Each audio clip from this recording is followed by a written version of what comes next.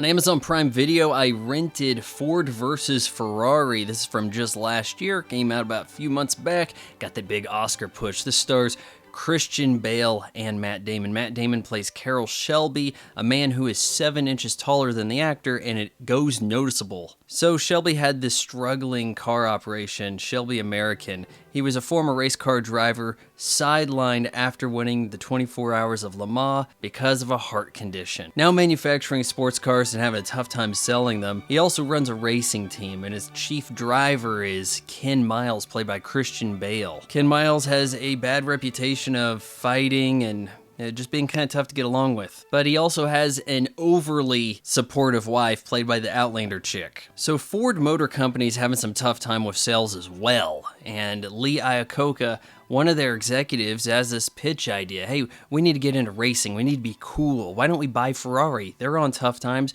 We can buy them out and let them do the racing. We sell the cars. It works for everybody. He goes over to Ferrari to pitch the idea to them.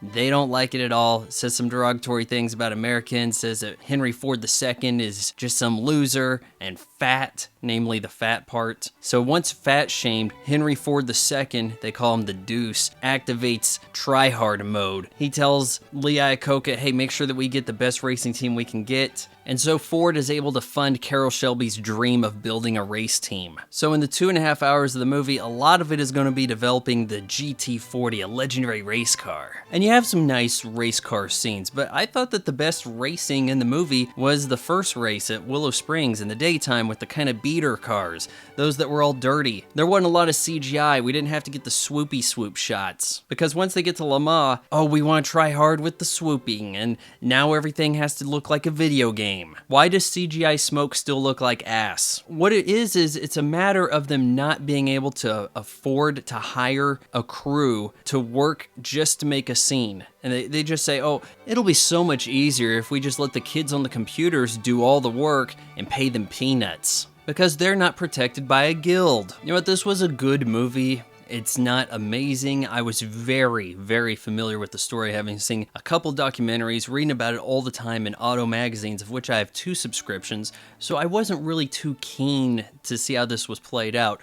I do have to wonder, though, about the authenticity of how Ford executive Leo Beebe is portrayed by Josh Lucas. It's not necessarily the actor's fault, but the guy's written to be the asshole of the movie. In fact, he's the real villain in Ford v. Ferrari. Come on, V. Are we trying to do this like it's some kind of court case? Or are we drawing inspiration from Batman vs. Superman, Dawn of Justice? A terrible direction to look for inspiration. But Leo Beebe is always butting heads with Ken Miles and Carroll Shelby, sticking his nose where it does not belong. The guy died in 2001, and I've got to think now, whose biopic am I going to be the villain in? I always see this story told from the American perspective, and I would have liked for us to have seen how the Italians handled this, watch them build a car, compare and contrast styles. I give Ford vs. Ferrari 3 out of 4 stars.